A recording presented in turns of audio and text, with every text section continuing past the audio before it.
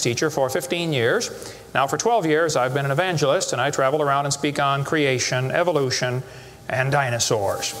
And it's an honor to be here in Coeur d'Alene, Idaho. My first time to preach in your city. How many have been to one of my seminars before or have seen one of the tapes before? Oh, quite a few, okay. How many have not? And how many do not understand the question so far? Okay, that's what I thought. Well, great, it's an honor to be here. I tell folks right up front before I get started too far, because I don't want anybody sneaking up on me, I believe the Bible is the infallible, inspired, inerrant Word of the living God. I believe it from cover to cover. I even believe the cover on mine. It says Kent Hovind. I believe that. And what I try to do in my seminars, I have 3 distinct goals. Number 1, I want to strengthen your faith in the Word of God. Number 2, if you're not saved, I'm going to try to get you saved. I'm after you. I'll tell you right now, I'm after you. Okay. Number 3, if you're saved and you're not doing much for the Lord, then I'm going to try to make you uncomfortable. Everybody ought to find something to do for the Lord, okay? The worst of you could serve as bad examples, if nothing else. But you can all find something to do for the Lord. All right, this is not my wife. This is just a picture of her. We live in Pensacola, Florida. I've been there 12 years. We have 3 kids, 1 of each. My kids are, at this time, 21, 22, 23, a year and 2 weeks apart. We call that family planning where I come from. Got the 2 boys married off now, and as soon as I find someone to take over payments on my daughter, I'm going to be home free. So that's the plan. One of my hobbies for many years, I have been collecting science books. I like science. And you can ask any of my kids or ask my wife, when I get bored, which isn't too often around our place, I just read science books. I like science. Taught it for 15 years. Even though I'm not teaching it anymore, I still like to study. It's so many neat things to learn. And there's an awful lot of good science in these books. But folks, there are some lies in our science books. Now, I'm not against science. I'm not against schools. I'm not against teachers. My brother's in his 34th year teaching public school. My mom retired from teaching public school. There's an awful lot of good, godly teachers in the system. But there's some poison in these books. And we're going to cover some of that tonight. Richard Dawkins, who hates creationists, said, "It is absolutely safe to say that if you meet someone who claims not to believe in evolution, that person is ignorant, stupid, or insane, or wicked." Well, Richard, we'll send you a copy of this tape, because I'm going to show you 100 reasons why evolution is so stupid. We need to define a few terms, okay? According to the dictionary, stupid means lacking normal intelligence, foolish, silly, a stupid idea, dull and boring. I think evolution is stupid. Now, my mama used to get mad at me when I used that word, so it's a little hard for me, but Bill said, "Brother Hovind, I want you to preach on 100 reasons why evolution is stupid." Okay, Bill, well, you asked for it, so here goes, all right? Let's define some other terms now. The word evolution has at least 6 different meanings, and I've done 58 debates now, and if you're going to get into a debate on evolution with anybody, you better first define what you're talking about, because this is a very slippery term, okay? First, we have cosmic evolution. That would be the Big Bang. There is no evidence whatsoever for that. We'll get into that in just a moment. Then we'd have to have chemical evolution. See, the Big Bang supposedly made hydrogen. Well, how did we get 92 elements, plus the synthetic ones? I mean, how did the chemicals evolve? They don't talk about that much, but that would have to happen. Thirdly, we'd have to have stellar and planetary evolution. Did you know the stars would have to evolve? There's an awful lot of stars out there, folks, but nobody's ever seen one form. There's enough stars out there that everybody on Earth can personally own 2 trillion of them. We've never seen one star forming. We see them blow up from time to time. It's called a nova or a supernova. We've never seen one form. One professor told me one time, he said, "Well, we calculated in the laboratory that if 20 stars explode near each other, it'll produce enough energy to make a brand new star." I said, "Well, that's brilliant. You got to lose 20 to gain 1. You ought to run for Congress. You could help those guys borrow their way out of debt." Man, first place, that's all theoretical. We've never seen it happen, okay? And I think it is scientifically impossible. See, then we'd have to have organic evolution. That would be the origin of life. How did life get started from non-living material? Now, according to the evolution theory, that would have to happen somewhere along the line, long ago and far away. Life had to come from non-living material. And yet, we've never seen that happen. There is no evidence that it can happen. We'll talk about that in a minute. Fifthly, we would have macroevolution. That is where an animal changes into a different kind of animal. Nobody's ever seen a dog produce a non-dog. But the evolutionist believes a dog came from a rock. if you go back far enough in time, 4.6 billion years. Finally, we have microevolution. Now, I don't like this word, okay, because it gets people confused. I think we ought to just call it a variation. But microevolution happens, folks. That is a fact of science. Animals produce a variety of offspring, but it's always the same kind. The first 5 definitions of evolution are stupid. It doesn't happen. It's certainly not part of science. It's something you have to believe in. They teach the kids it all started with a big bang 20 billion years ago. A big bang. I like to ask them some simple questions. What exploded? And where did it come from? And where did the energy come from? Et cetera, et cetera. According to the Big Bang Theory, it all started with a little tiny dot and exploded and spread out over all the universe much faster than the speed of light. Well, the Big Bang Theory, as we'll see in a minute, is stupid. I don't know of a better way to say it. I'm trying to be nice to them, but it is just stupid. The Big Bang idea started with a Belgian astronomer named George something, can't pronounce his last name. George said that this original matter was no more than a few light years in diameter. At the very least, that would be 2, or about 12 trillion miles. So they started off teaching a spot 12 trillion miles across was what exploded. Well, they revised that down. In 1965, they said, no, it was only 275 million miles across. Well, that's way down from 12 trillion. 1972, they said, no, it's only 71 million miles across. I don't know how they know this stuff, but this is what they taught, okay? 1974, they said it was only 54,000 miles across. 1983, they said it was the trillionth the diameter of a proton. Now they're saying it's nothing at all. Nothing exploded. And here we are. This is what the textbooks teach. 18 to 20 billion years ago, all the matter in the universe was concentrated into one very dense, very hot region that may have been much smaller than a period on this page. That's stupid. This one says, all of the matter and energy someday will once again be packed into a small area, no bigger than the period at the end of this sentence. Then another big bang will occur. It happens every 80 to 100 billion years. So you can forget about global warming. We're going to get squished. Now, this textbook author was brilliant. I could not believe how smart this guy was. He said, boys and girls, nothing really means nothing. You have to be at least that smart to write a book. He said, not only matter and energy would disappear, but also space and time. However, physicists theorize that from this state of nothingness, the universe began in a gigantic explosion. What? Yes, boys and girls, you see, nothing exploded, and here we are. Now, who can argue with logic like that? Man, they even put this in major science journals like Scientific American. This fellow said, the observable universe, that would be us, could have evolved, there's that word again, you got to watch that one, okay, 6 meanings, from an infinitesimal region. In the Greek, that means a dot. It's then tempting to go one step further and speculate that the entire universe evolved from literally nothing. They call that science and put it in a science book. I would call that stupid and put it in the garbage. This is what the books teach. I collect them. I've got hundreds and hundreds of these books from countries all over the world, clear back from 1890s up until the 2001 textbooks. They're teaching this kind of stuff, folks. This one says, all the matter in the universe was drawn into this little tiny dot, and it spun faster and faster. This is what they teach the kids. Some kids doing this for homework tonight, right? It spun faster and faster. One day, it exploded. Big bang. I was talking to a professor from Berkeley one time. I was sitting on the airplane next to a professor from Berkeley University. I don't know if you folks here in Idaho ever heard of Berkeley or not. But Berkeley is not a Bible college. So we got talking about the Big Bang, and he said he believed in the Big Bang Theory. I said, yes, sir, I figured that. You have to teach it in Berkeley. I said, tell me, sir, how did the universe get here? He said, well, 20 billion years ago, all the matter was squished in this little tiny dot, and it was spinning real fast, and it exploded. Big Bang. And pieces flew off and became the galaxies and the sun, the moon, the stars, and finally, people. Here we are. I said, sir, could I ask you a couple questions, please? One of my favorite things to do in life is asking questions to people who believe in evolution. I absolutely have a wonderful... That's how this whole ministry started. 12 years ago, I moved to Pensacola, Florida. Some article came out in the newspaper that said, dinosaur bones found in Montana from 80 million years ago. I wrote my first letter to the editor in my life about 12 years ago. I wrote a letter to the editor. I said, yes, they found dinosaur bones, and yes, it was 40 feet long, and yes, it was found in Montana, but it was not from 80 million years ago. This one probably drowned in the flood in the days of Noah, 4,400 years ago. And you would have thought I shot the sacred cow. Actually, I did.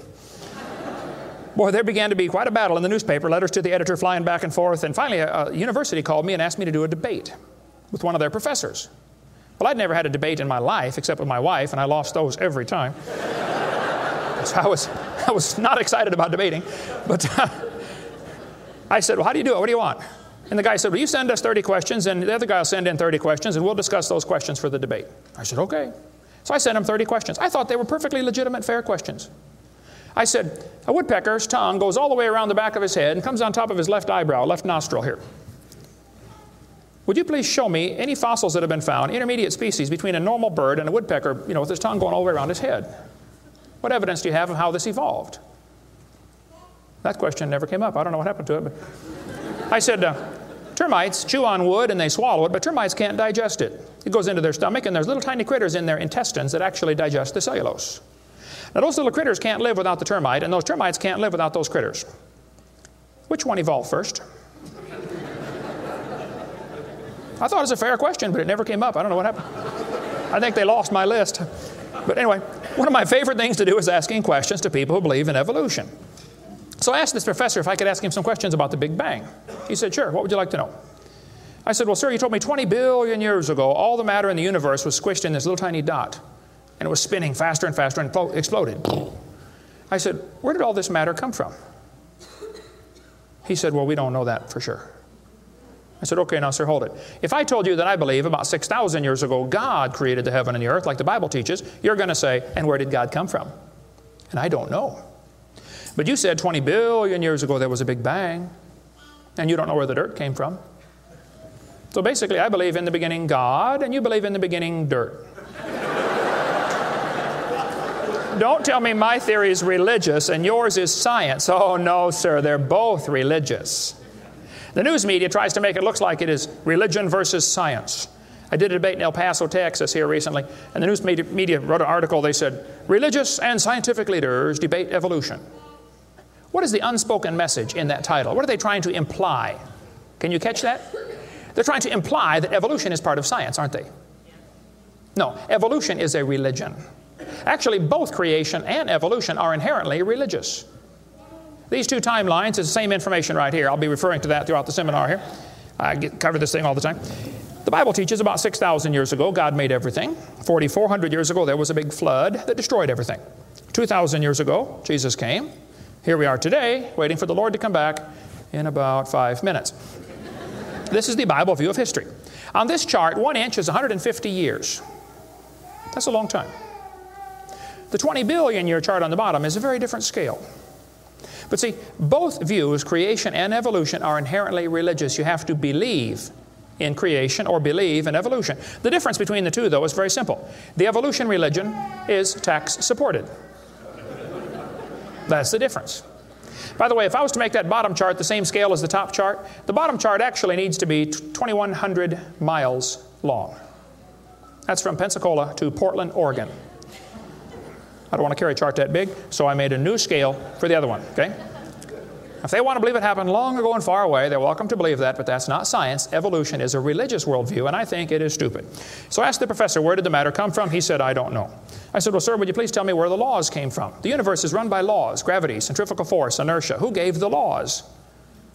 He said, we don't know that either. I said, sir, could you tell me where the energy came from? You know, it takes energy to make a big bang. Who bought the gas to run this machine anyway? He said, we don't know that either.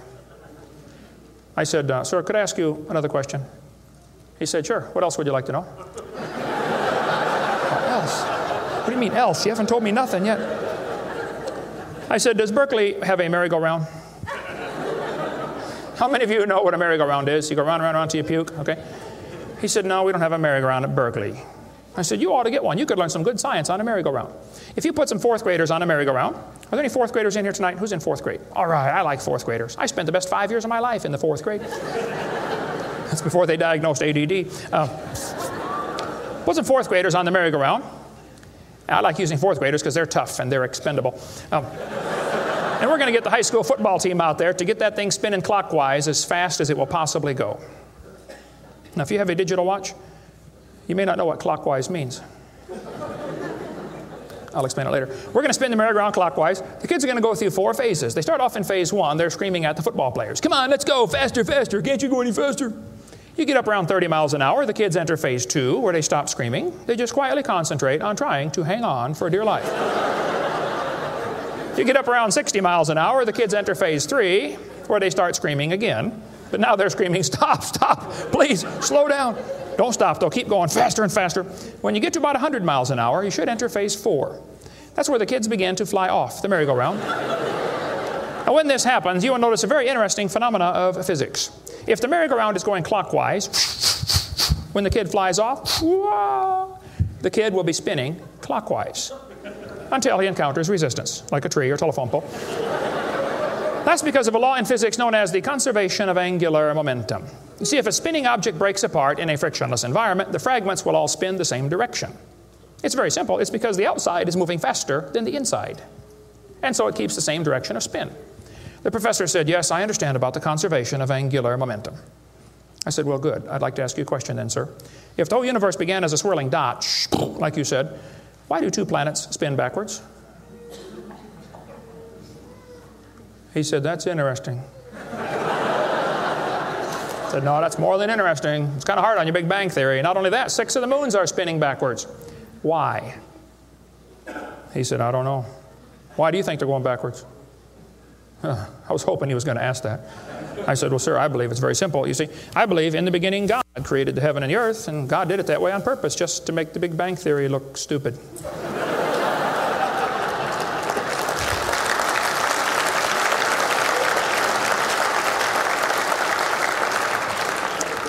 I do believe in the Big Bang, folks. I really do. The Bible teaches the Big Bang. 2 Peter 3:10. It says, the heavens shall pass away with a great noise. In the original Greek, that's a Big Bang. So there's going to be a Big Bang. It just didn't happen yet, that's all. So kids, if you go to school and some professor says, do you believe in the Big Bang? You should say, yes, I do, and you better get saved and get ready for it. The Big Bang is coming soon to a city near you. By the way, if the Big Bang Theory were true, the matter would be evenly distributed. But it's not. It's lumpy. They're called galaxies. And in zillions of miles and nothing called voids. And to try to salvage the dumb Big Bang Theory, they've got all these wild theories of why isn't the matter evenly distributed? They'll say, well, maybe there's black holes, or maybe there's antimatter. They got all this stuff. It's all trying to rescue this crazy Big Bang Theory. And it's a dud, folks. It didn't happen. There are zillions of stars out there. I mean, lots and lots of stars. And we haven't even seen them all. If star births, they ought to at least equal star deaths, and they don't. We see a star blow up about every 30 years. It's called a nova or a supernova. Well, then how come there are only 300 dead stars out there that we can see, supernovas? That's only a few thousand years worth, isn't it? There ought to be trillions of them, if evolution were true. This fellow said, I have a little hesitation in saying that a sickly pall now hangs over the Big Bang Theory. Yep. I think it is stupid. Now, if you want to believe it, that's fine. I don't care what anybody believes. That doesn't bother me. But see, the problem is they want to use my tax dollars to teach that to your kids in our schools. And that's where the problem comes in. Okay? If you want to believe in the Big Bang, just enjoy yourself. But keep your religion at home. Okay? Because it is a religion. Then they tell the kids the earth formed from a hot molten mass 4.6 billion years ago. This is part of the theory, and it's in all the textbooks. 4.6 billion years ago, earth cooled down, formed a rocky crust.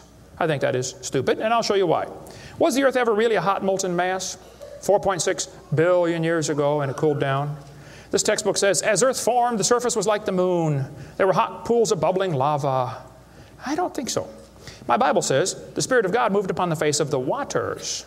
So the earth was not created a hot molten mass. It was created under water, which means it has to be less than 212 degrees Fahrenheit or 100 degrees centigrade, or it wouldn't be water, it'd be steam. So the earth was never a hot molten mass according to Scripture. Then when you look in the granite rocks, you find little tiny halos made of polonium. Now these polonium halos are absolutely amazing. Robert Gentry, a friend of mine from Knoxville, Tennessee area, he has been studying radiopolonium halos for a long time.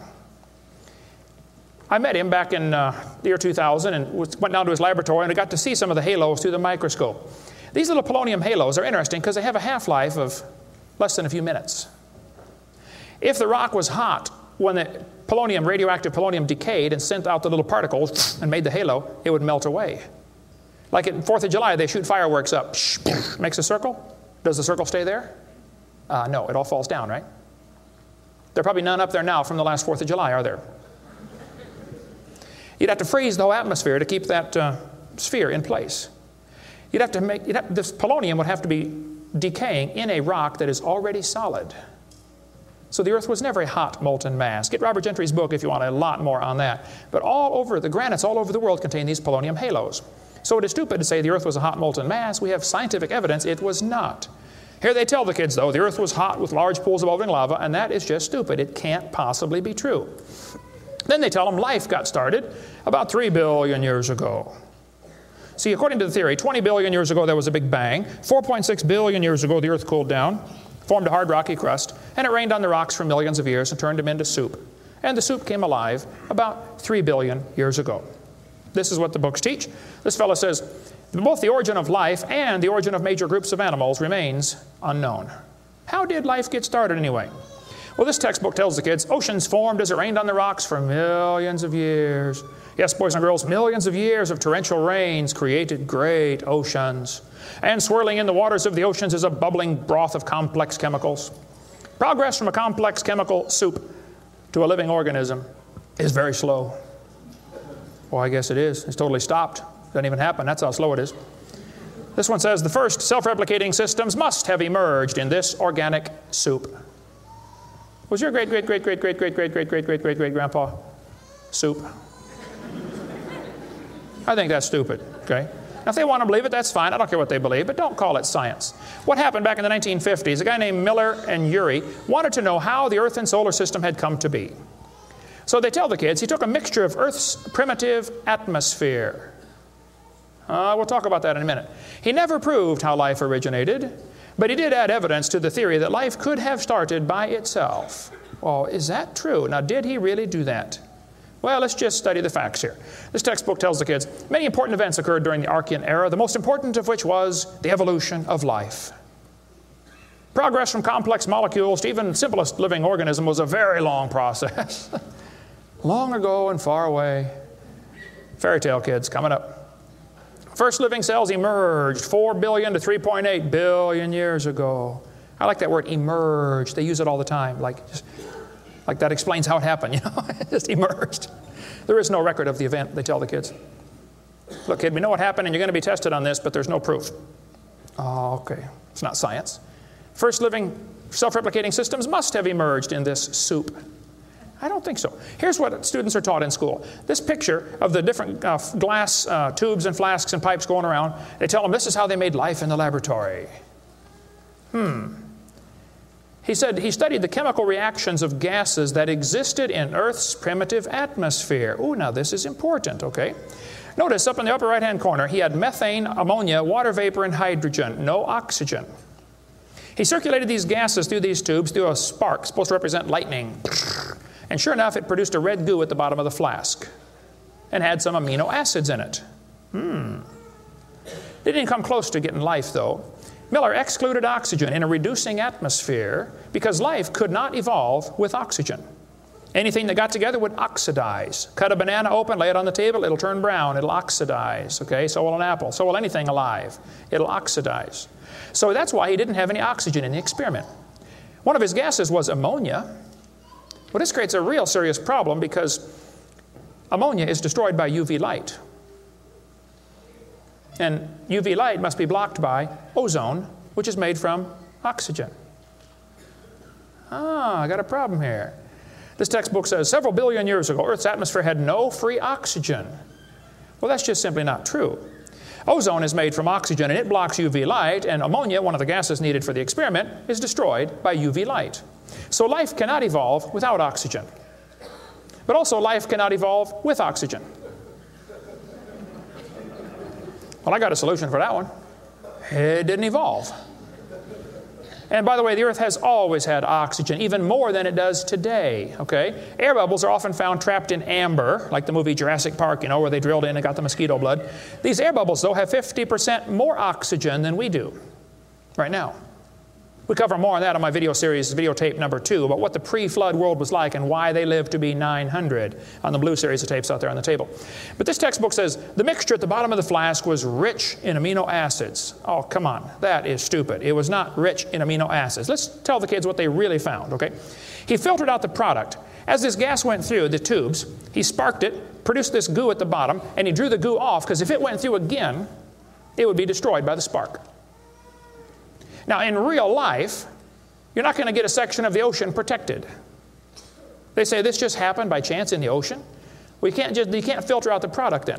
Secondly, what he made was 85% tar, 13% carboxylic acid, 2% amino acids. So 98% of his mixture was poisonous to life. I would not call that a success. And there are 20 different amino acids, sort of like 26 letters in the alphabet. There are 20 amino acids. Those amino acids go together to make proteins, like letters go together to make sentences. Mostly he made just 2 of these amino acids. And they bond with the tar and the acid very quickly, more readily than with each other. It was a failure as an experiment. Amino acids are like letters of the alphabet, sort of like building blocks. You have to have a bunch of amino acids to make a protein. Then you have to have a bunch of proteins to make a cell. And you got to have a bunch of cells to make an organism. And one cell is more complex than a space shuttle. And all he got was a couple of the amino acids. That's like me dropping toothpicks, and I happen to make a few letters of the alphabet. That's possible, isn't it? Toothpicks could fall in the shape of a T, or an H, or an I, or an E. That's possible. But if I'm able to drop toothpicks and produce a few letters of the alphabet, should I therefore conclude that nobody wrote Webster's dictionary? The difference between making a letter with toothpicks and making Webster's dictionary is about like making an amino acid and making a living cell. He didn't come close to making life. He made the equivalent of a few letters, and he actually needed to make huge books. And half of his letters were backwards, left-handed. This creates a real problem, since the simplest proteins, the smallest proteins, have 70 to 100 amino acids, all of them left-handed. This really compounds his problem. RNA and DNA are all right-handed molecules, and they are unbelievably complex. And hundreds of these amino acids must combine to make a protein, and this has to be in a precise order. And they unbond in water much faster than they bond, and last time I checked, the oceans are completely full of water. So Brownian motion is going to drive them away from each other, not together. It just isn't going to work. He did not make life in the laboratory. But they tell the kids, he showed how life could have started by itself. Oh, that is just a stupid, okay? That's a lie. He did not show anything of the kind. And every experiment since then has made the problem worse. They're finding more and more things that just couldn't happen. Don't call that science. But they tell the kids, 3 billion years ago, life appeared on Earth. Asked me to speak at this college in Boston one time. This preacher called all the colleges and universities around Boston and said, would you like to have Kent Hovind come speak at your college? Finally, one professor said, yes, he can come speak at our school if our professors can ask him any questions they want, because we want to show our students how dumb these creationists really are. So the preacher called me and said, Brother Hovind, would you like to speak at this college and let them make fun of you for a couple hours? I said, I would be honored. So I showed up. There were 6 professors and all their students. I felt like Daniel in the lion's den. I got my charts out and I said, now folks, I believe the Bible. Nobody cheered. I said, I believe about 6,000 years ago God made everything. The world's not millions of years old. 4.6 billion years ago, there was a big flood. I'm sorry, 4,400 years ago, there was a big flood, not 4.6. And 2,000 years ago, Jesus came, and I gave them the basic Bible story, okay? Then I told them what they believe. Because most of them don't know what they believe. You have to tell them. You guys believe 20 billion years ago there was a big bang where nothing exploded and produced everything.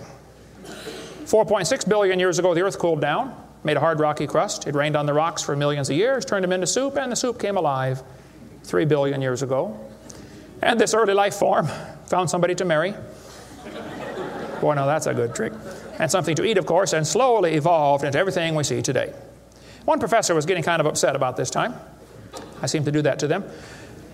He said, Mr. Hovind, there are hundreds of varieties of dogs in the world. I said, yes, sir, you're right about that. He said, you mean to tell me that you believe all these dogs came from 2 dogs off of Noah's Ark? You expect me to believe that? Ha, ha, ha. I said, sir, would you look at what you're teaching your students? You're teaching your students that all the dogs in the world came from a rock.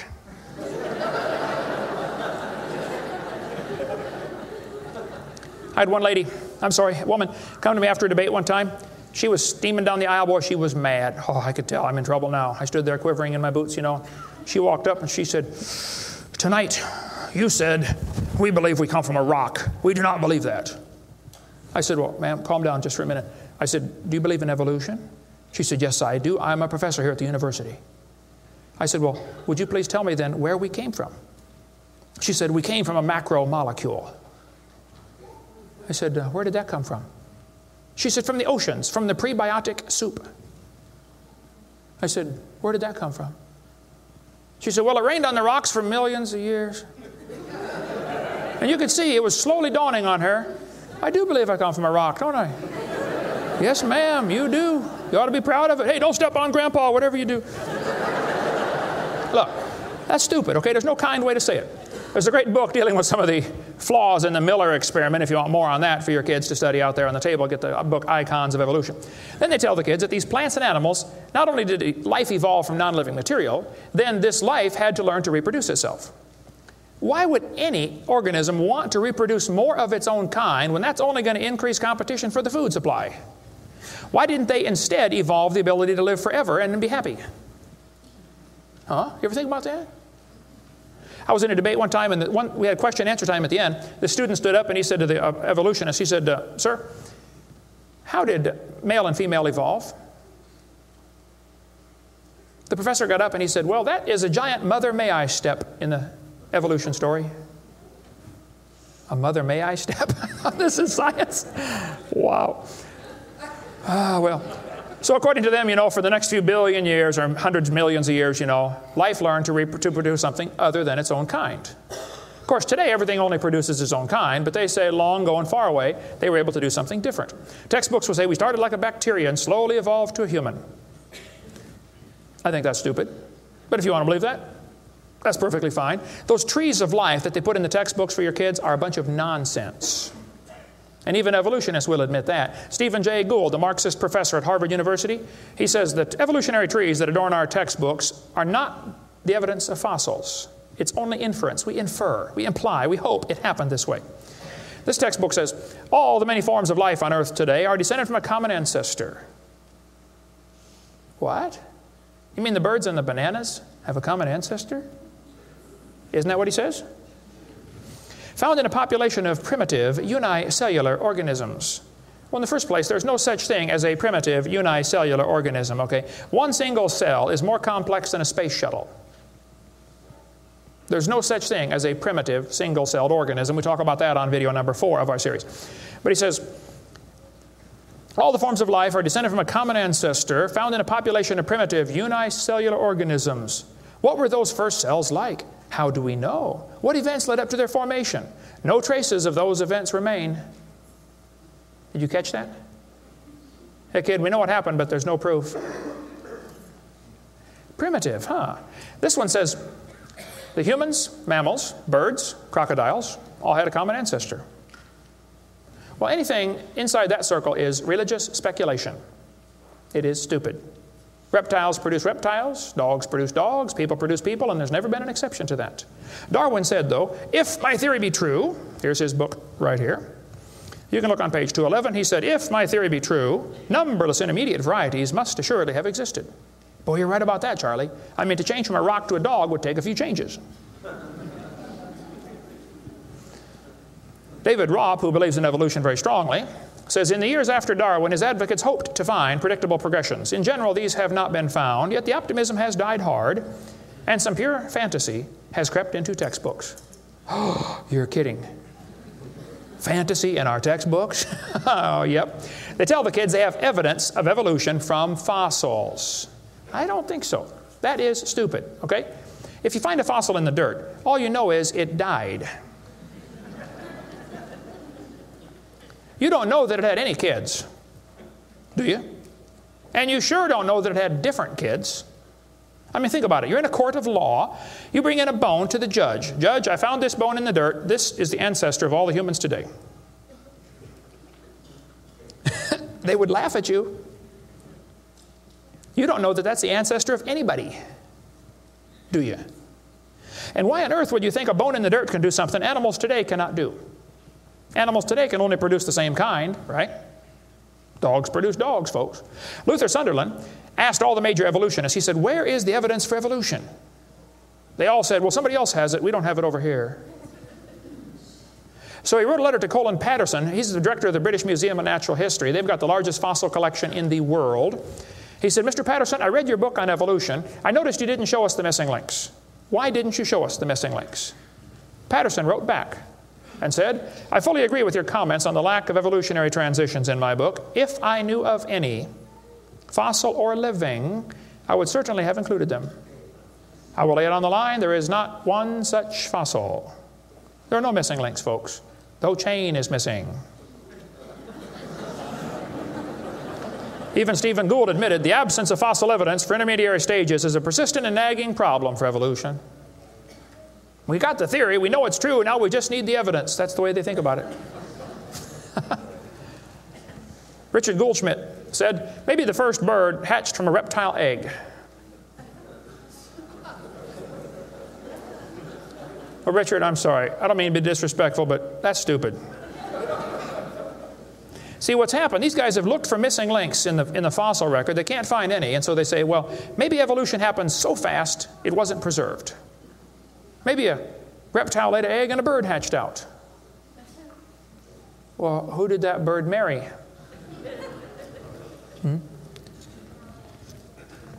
There's only about a zillion differences between a reptile and a bird. We'll get into that later sometime if we get time.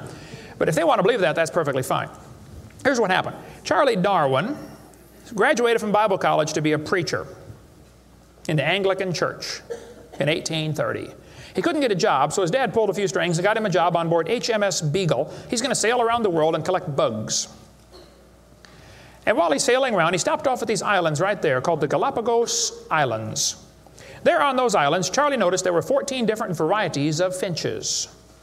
Charlie studied the birds very carefully and said, you know what? I think all these birds had a common ancestor. I bet you're right, Charlie. It was a bird. And then Charlie said in his book on page 170, he said, it is a truly wonderful fact that all animals and all plants throughout all time and space should be related to each other. Now, hold on a minute. You see 14 kinds of birds, and you conclude that birds and bananas are related. That's stupid. You should conclude that those 14 kinds of birds had a common ancestor, but that's as far as it ever goes, folks, okay? I don't know of a kind way to say it, Charlie, but that's stupid. Okay, we don't ever see a bird produce a non-bird. See, dogs produce dogs, and you might get quite a variety of dogs. Roses produce roses. That is called microevolution. Now, that is a fact, folks. It happens. It is observable. It is scientific. I don't think we ought to use that word, microevolution. We should just call it a variation. But they use it so, just so I qualify that. It's a lousy term. It gives what's called a free rider effect to the rest of the 5 religious ideas of evolution. You might get a big dog or a little dog, but you're always going to get a dog when you crossbreed your dogs. And I would go so far as to say probably the dog, the wolf, and the coyote had a common ancestor. This Irish textbook shows different dogs, and it calls it divergent evolution. Oh, come on. Giving it a fancy name doesn't change a thing. It is still a dog. And a 3-year-old can tell you. Anybody in here 5 years old? Who's 5 years old? 5 years old. What's your name? Misty. Here we have a dog, a wolf, a coyote, and a banana. Which one is not like the others? Dog, wolf, coyote, and banana. Banana. All right, let's give Misty a hand. Very good. The other ones. Some of these college professors can't tell. Look, there's a variety of dogs, folks, and they probably had a common ancestor. It was a dog, okay? It's just a dog. See, variations happen within the dog kind. You get a big dog or a little dog, but there are limits to these variations. Haven't the farmers been trying to breed for bigger pigs for a long time? They try to get the biggest pig they can, don't they? Do you think they'll ever get a pig as big as Texas? I bet there's a limit in there somewhere, isn't there? Roaches become resistant to pesticides after a while. Do you think they'll ever become resistant to a sledgehammer? I bet there's a limit. Yeah, okay. They still produce the same kind of plant or animal. That's not evolution. That's just a variation of the same kind, okay? And the information for that variety was already present in the gene pool. No new information is ever added. The dogs or the pigs don't learn to fly or become pink. Okay, there's no new information added, just scrambled information. And the gene pool of the new variety is now more limited than before. Somebody spent years crossbreeding dogs to develop a Chihuahua. All that work to make a dog that is 100% useless.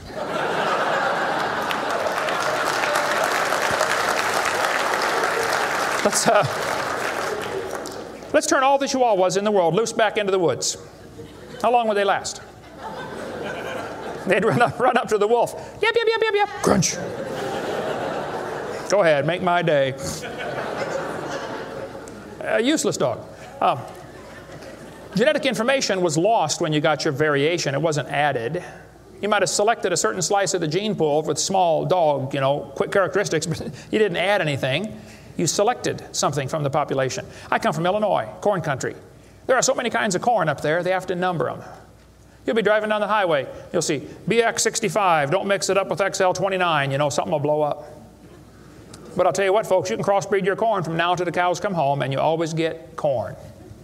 You will never get a hamster or a tomato or a whale to grow on that corn stalk, okay? It won't happen. There's a variety of cows, and they probably had a common ancestor. It was a cow. Variety of horses, no question. Probably the zebra and the horse had a common ancestor. But the kids are going to be taught in school tomorrow in your town that the horse used to have 4 toes. Well, there's some things they don't tell the kids about this Eohippus to Equus series, which has been proven wrong 50 years ago, but still is in your textbooks right here in this town. They don't tell them the original so-called horse is the size of a fox. It was a meat eater and had 18 pairs of ribs. The next one had 15 pairs of ribs. A couple of trips through the buzzsaw did that. And then it miraculously grew back 19 pairs of ribs as it evolved, and then back to 18. They also don't tell them the whole thing's been proven wrong a long time ago. Like this guy says in the biology textbook, other examples like the gradual evolution of the horse have not held up under close examination. That's a polite way of saying it's proven wrong, okay? This G.G. Simpson back in 1950 said the example of the horse family has been unintentionally falsified. They knew 50 years ago this was false. Why did they keep that in your textbooks? This whole thing was made up by Othniel C. Marsh in 1874. He picked animals from all over the world and put them in order the way he thought it might have happened. They were never found in that order. Modern horses are found in the same layers as the so-called ancient Equus or Eohippus horse. They're found in the same layer. So it can't be the ancestor, that's for sure. The ancient horse is nothing but a Hyracotherium, which is still alive today. By the way, the ribs, the toes, the teeth are very different in these animals. In South America, the fossils go exactly backwards. Instead of 3-toed to 1-toed, it goes 1-toed to 3-toed in the fossil order. They won't talk about that much, but you check it out. That's a fact, folks. They're never found in the order presented in the textbooks. 3-toed and 1-toed gray side by side. Plenty of information on the internet about that. Tulsa Zoo finally took out their display because so many folks complain, why do you have this horse evolution display in the zoo? It's been proven wrong 50 years ago. Take it out. And you folks ought to get together with your school board and say, look, on page whatever it is, 952 of our textbook, it says the horse evolved from a 4-toed ancestor. Let's cut this page out. If you had a page in your textbook teaching the kids the earth was flat, would it be okay to demand that that page be removed? You don't have to buy a whole new book. Just cut the page out. It won't cost the school anything. How many of you would volunteer to help cut the pages out and bring your own scissors? See? It won't cost them a dime. And you send me your book and I'll show you which pages need to be taken out. I've read hundreds of them. I can find them like that. Free of charge. I'll donate my time. Peabody Museum still has the horse evolution on display. As I stood, I've been there many times. It makes my blood boil every time I walk in that place. I'm standing there looking at this lie proven wrong 50 years ago while hundreds of kids come through in school groups. The kids are never told, well, this has been proven wrong, boys and girls.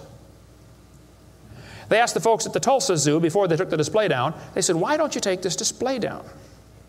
The zoo director said, we don't have the funding to remove it. I've got all the letters back and forth on that.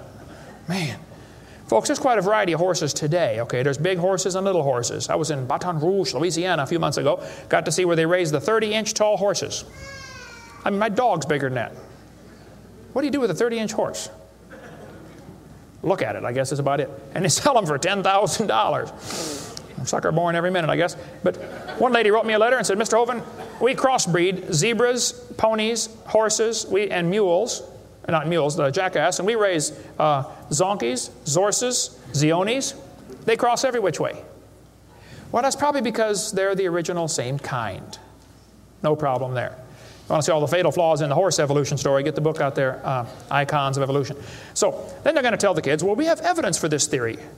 We think that one animal changed to another, and we can show evidence because many animals have similar forelimb structure. This is called the argument from homology. Well, what do they tell the kids? They'll say, boys and girls, you have two bones in your wrist, radius and ulna. And boys and girls, look at the whale's flipper carefully. Did you know the whale has two bones in his flipper, and they're called the radius and the ulna? Same as ours. Wow. Who named them, teacher? The whale? Think about it. But this is one of the evidences for evolution. They're going to say, boys and girls, comparative anatomy provides further evidence of evolution. The commonalities suggest that these and other vertebrate animals are all related. They probably evolved from a common ancestor. Well, duh. That's stupid, okay? Maybe they all had the same designer. Doesn't prove a common ancestor. By the way, the bones develop from different genes in these different organisms. They are not homologous organisms like they want you to believe. Similar design might prove the same engineer made the design. A lot of bridges in the world are kind of similar to each other. You can go compare, different suspension bridges around the world, Golden Gate Bridge and other bridges, and there's a lot of similarities. That doesn't prove one is the father of the other, or that a tornado put them up. No, it's a design that works good, okay?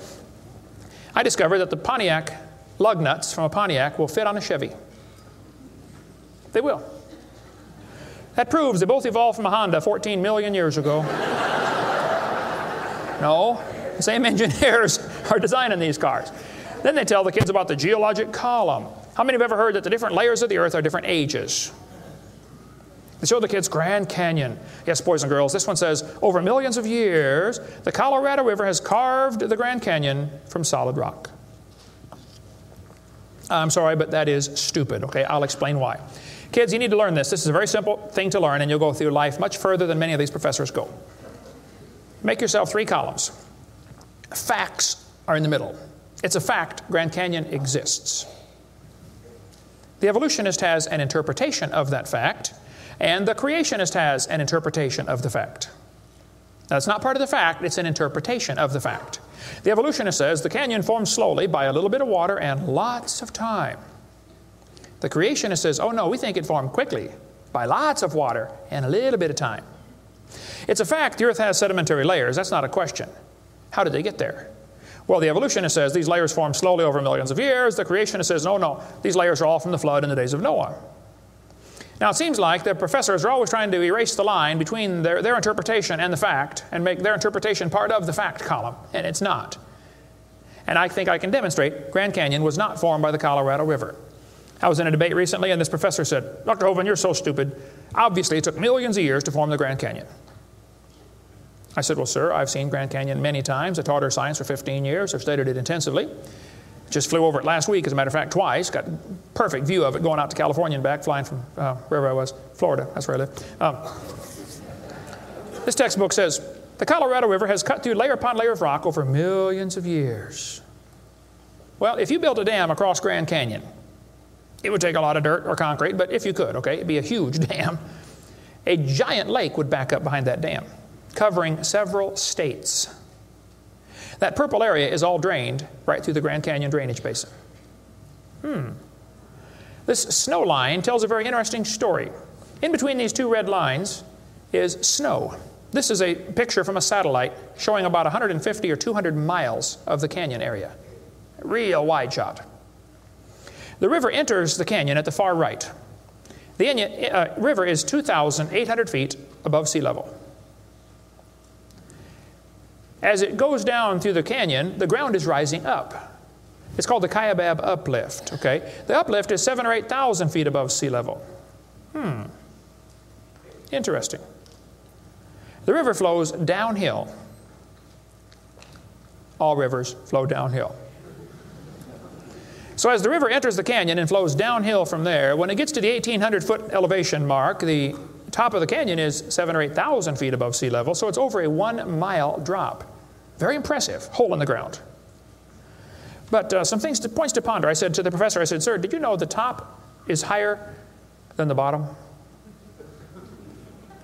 He said, yeah. I said, did you know the river only runs through the bottom? He said, yeah. I said, sir, the top is higher than where the river enters the canyon by 4,000 feet. Rivers don't flow uphill. There's no delta. Where's all the mud that washed out? There's no way that river made that canyon. Grand Canyon is a breached dam, a spillway that washed out.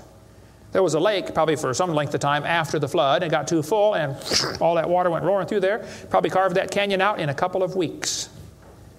Not millions of years. Absolutely impossible for that river to have made that canyon. We cover lots more on that on videotape number 6 of our series. But they tell the kids, the Colorado River made this canyon slowly over millions of years. I'm sorry, that is stupid. That can't possibly be true. They need to learn the facts. Charlie Lyell, back in 1830, he was a lawyer from Scotland. Somebody calculated one time that if all the lawyers in the world were laid end to end around the equator, we would all be better off. Charlie Lyell hated the Bible. In 1830, he wrote this book right here. Oh, I got it down on the table. I picked up the wrong one. Principles of Geology. Here it is on this table. Charlie Lyell wrote this book, 1830. In this book, he mocked at scriptures. He hated the Bible. You can see it mocking all through they're here. In here, he and other fellows back in that time, Cuvier, Strata Smith, and some of these guys, they invented the geologic column. How many have ever heard of the geologic column before? They say each of the layers is a different age, you know, Cenozoic, Mesozoic, Paleozoic, Archeozoic, all them Zoic boys. And they gave each layer of rock a name, like maybe you saw the movie Jurassic Park, and an age, and an index fossil. This was done in 1830, way before there ever was a carbon dating or potassium argon dating or lead-208, lead-206, uranium-235, uranium-238. Didn't exist, folks. The dating text didn't exist. They just made up these numbers out of the clear blue sky. The geologic column is the Bible for the evolutionist. It can only be found one place in the world, the textbooks. There is no geologic column, and they know it. This fellow says, if there were a column of sediments, unfortunately, no such column exists. The geologic column is a hoax. Does not exist. It is stupid. Those layers cannot be different ages. If the geologic column were all in one place, it would be 100 miles thick. Didn't happen. By the way, if the geologic column were true, if you look at the side of Grand Canyon and see all these thousands of layers, why are there no erosion marks between the layers? Don't you think if one layer sat there for 10 million years waiting for the next one, it would rain once or twice? No erosion marks between the layers. Interesting. Something to consider anyway. Those layers were all deposited very rapidly, and I think we can demonstrate that scientifically. If you take a jar of dirt, put some water in it and shake it up, and set it down, it'll settle into layers for you automatically. It just takes a few minutes. It's called hydrologic sorting. The gravels go to the bottom, and then the sands and the silts and the clays. It'll sort just like that, folks. Go home and do it with a jar. You'll see what I'm talking about. Years ago, I was preaching in Union Center, South Dakota. Union Center is right there. It's not even on the map. There are 40 people in the whole town. 38 of them came to church. I don't know where the other 2 were. But they showed up later, I guess. But the preacher said, hey, Brother Hovind, let's go down to Rapid City, South Dakota. They've got a museum down there with a bunch of dinosaur bones. I said, all right, I like dinosaurs. Let's go.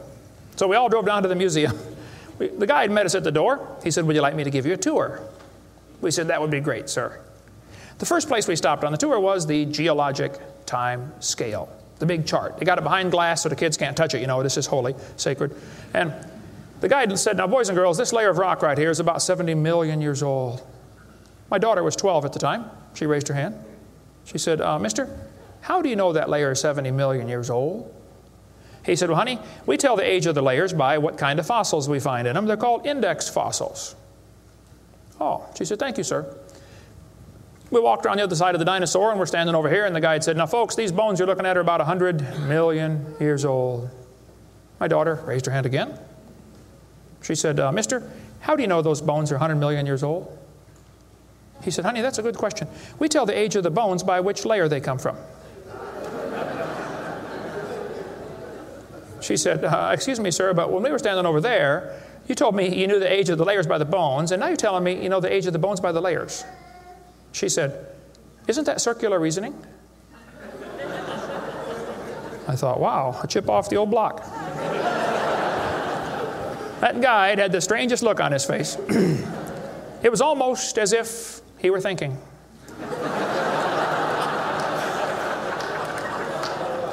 He looked at my daughter. He looked at me. I wasn't about to help him. I thought, wow, this is going to be good. I got to hear this. He looked back at my daughter. He said, you know, you're right. That is circular reasoning. I never thought of that before. Folks, geologic column is a joke. It doesn't exist. It's all based on circular reasoning. We can demonstrate that clearly. Get our video number 4 if you want more information on how it's all based on circular reasoning. I'll just give you a couple of quotes here. This guy says, the rocks do date the fossils, but the fossils date the rocks more accurately.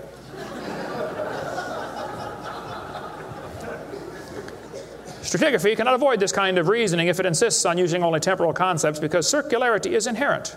You have to use circular reasoning to get it right. Well, that's stupid. And you don't need to be too bright to figure out that's stupid, okay? This geologic column contains limestone scattered all throughout the geologic column. I like to ask him the question, I say, fellows, you have limestone scattered all through this column. How do you know the age? It's all limestone.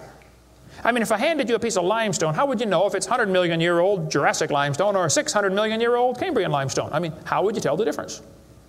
There's only one way they can tell, by the index fossils. That's how it's done, folks. That is stupid. Because those fossils don't count for anything, as we'll see in a minute. They tell the kids each of these layers is a different age. 100 million, 200 million, 300 million, real impressive, huge numbers. Now, Charlie Darwin did not like round numbers. He wanted to be more precise. He said the Wealdian deposits are 306,662,400 years old. Now, okay, Charlie, I think that's stupid. Those layers are not different ages, folks. All over the world we find petrified trees standing up, running through multiple rock layers. Now, if you get a petrified tree standing up, running through different rock layers, I don't think it's smart to say those layers are vastly different ages. Petrified trees in the vertical position, they find them all over the world. Okay, here's one from Alabama. Come out of a seam of coal, through 20 feet of rock, into another seam of coal. They found about 3 dozen of them, I think, in that one little coal mine, one little area, while they're digging the coal out. Petrified trees standing up. Cookeville, Tennessee, they found a bunch of them. This one's 30 feet tall, standing up. Joggins, Nova Scotia is famous for their petrified trees standing up in the vertical position. All over the area there, folks.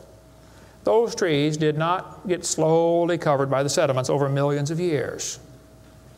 They would rot and fall down. Sometimes the petrified trees are upside down, running through many rock layers. Scientists estimate at the bottom of Spirit Lake in Mount St. Helens there are now 20,000 trees that were blown out by the volcano. Thousands of them are standing up in the bottom of the lake, already buried 15 feet deep in mud. None of them grew there. Those trees are going to petrify. It only takes a few years to petrify a piece of wood. In the laboratory, it can be done in 24 hours. We cover lots more on how fast things can petrify in videotape number 6 of our series. But they dug up a guy, they buried this doctor in Tennessee. 14 years later, his wife died. When they went to dig the grave, water soaked into her grave. And they said, oh, we can't bury Grandma there. So they dug a hole on the other side. Water soaked in. So they dug a hole and buried Grandma somewhere else. And then the kids got worried about Grandpa, and so they went and dug up his grave. The arms had rotted off, but the rest of the body had petrified in 14 years, turned to stone from water running through the coffin. I got tons of material on how fast things can petrify. Those layers are not different ages. They all formed in one big flood in the days of Noah. To tell the kids the layers are different ages is stupid. That just simply is not true. So what about carbon dating and potassium argon dating and rubidium strontium dating and lead-208, lead-206, uranium-235, uranium-238?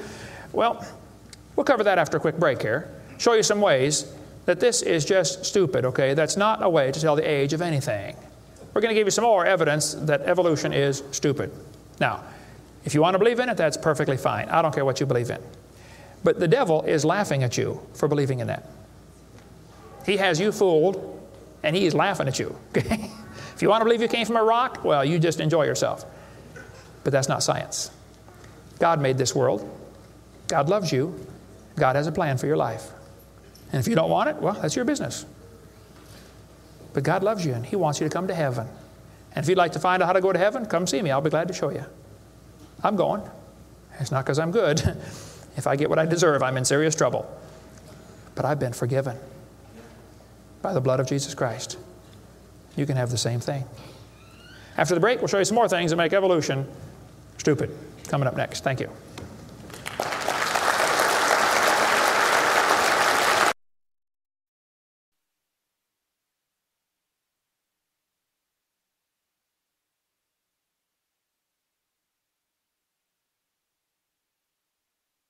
In the early 1950s, actually the late 1940s, they invented carbon dating. We're going to explain a little bit about radiometric dating and how it's supposed to work, and then show you that it does not work, okay? The Earth's atmosphere is about 100 miles thick, and we're also protected by a magnetic field. Radiation from the sun and from the stars, mostly from the sun, goes right through that magnetic field, some of it does, and hits the atmosphere and produces carbon-14. Carbon-14 is radioactive. Normally, carbon is atomic number 6, which gives it atomic weight of 12. But this nitrogen, which is right next door to carbon, gets struck by radiation and it turns it into carbon-14. Now, carbon-14 is unstable. It is radioactive. It's always breaking apart. And you can hear it like with a Geiger counter, you know, click, click, click, click, just like uranium, because it's decaying. They've discovered it decays at a fairly consistent rate. About half of it will decay every 5,730 years. Which means if I gave you a pile of carbon-14, 5,730 years later, half of it would turn back to nitrogen. The rest would still be carbon-14. Theoretically, it's a random event, but it could, that's probably how long it would take. During photosynthesis, plants are breathing in carbon dioxide, and this radioactive carbon is mixed in with the regular carbon. The plant doesn't seem to know or care if it's getting radioactive carbon or regular carbon, it just takes it right in. Animals eat the plants and make it part of their body. Probably during your lifetime, you have either eaten plants or you've eaten animals that have eaten plants. How many have done that before? Okay. So, you probably have radioactive carbon-14 in you. Now, theoretically, what you have in you should match whatever's in the atmosphere, about the same percentage. Because the plants are always breathing this stuff in, and the animals are always eating the plants, and we're always eating the plants and the animals, so it should pretty much stay in balance. It is assumed the ratio of radioactive carbon-14 to normal C12 in the atmosphere would be the same found in living plants and animals. That is an assumption, but it's a reasonable assumption. The atmosphere today is 0.0000765%. Not much. That's how much carbon-14 it has in it. When the plant or animal dies, it stops eating or breathing. How many knew that already? Okay. So whatever it had in it begins to decay. Since half of it will leave in 5,730 years, all you got to do is check to see how much C14 is in it, how much C14 is in the atmosphere, and if it's only got half as much, it's been dead for 5,730 years. Sounds great, but doesn't work. In theory, it never goes to zero, but it goes from a half to a fourth, to an eighth, to a 16th, to a 32nd, to not much, okay? After 4 or 5 half-lives, you can't measure it. So if anybody ever tells you, we know the Earth is millions of years old because of carbon dating, you can rest assured they don't have a clue what they're talking about. Because if it worked, it would only work for 30 or 40 or 50,000 years maximum. They compare the amount of C14 in the object being dated with the amount currently in the atmosphere, and estimate how long the object has been dead. It sounds good, but there are some assumptions that mess everything up. Okay? Assumption number 1, has the amount of C14 in the atmosphere always been the same? Has it reached equilibrium? This is an interesting problem. If I told you to fill a barrel with water, but I drilled holes on the other side of the barrel, while you're filling it, it's leaking out. At some point, it's going to be leaking at the same speed you're filling, and that point is called equilibrium. You will never fill the barrel past that point unless you plug the holes or fill faster. See, it's filling and leaking at the same time, sort of like your checkbook. You know, you put it in and it leaks out, okay? Hopefully you want to at least be at equilibrium, okay? If less than that, you're going to be in trouble eventually. See, if your outgo exceeds your income, your upkeep will be your downfall every time. Well, they say if you took a brand new planet Earth and stuck it out in the solar system, the sun would start producing carbon-14. It would start decaying also right away, and it would take about 30,000 years to reach this equilibrium point. Well, Willard Libby and others who invented carbon-14, University of Chicago in 1947 to 53, he got a Nobel Prize for it in there somewhere. He said, well, it would take 30,000 years to reach equilibrium. He said, well, we know the Earth is millions of years old. Mistake number one. So we can ignore the equilibrium problem. Mistake number two. The Earth's atmosphere has still not reached equilibrium. There's more C14 now than there was 10 years ago, which proves the Earth is less than 30,000 years old, which I could have told them just from reading my Bible. See, if an animal is still alive, be it plant or animal, okay, it should have about 16 clicks per minute on your Geiger counter per gram if it's 0 years old. Actually, 0 years dead. If it's getting only 8 clicks per minute, then it's 5,730 years old. If it's giving you 4 clicks per minute, it's gone through 2 half-lives. It's 11,000 years old. If it's 2 clicks per minute, it's 17,000 years old. This is how they date it. So if you're getting 2.5 clicks per minute, you just find the point on your graph and draw the line over and determine the age. Sounds real simple, but it doesn't work. If we had walked into a room and found a candle burning on the table, and I asked you the question, when was it lit? You say, I don't know, Mr. Hovind, it's burning when I got here.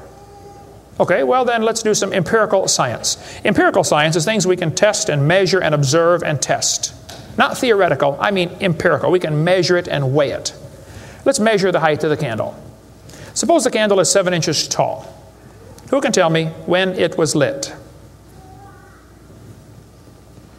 Okay, nobody. Let's do some more empirical science. Let's measure the rate of burn. Suppose we determine it's burning an inch an hour. When was it lit?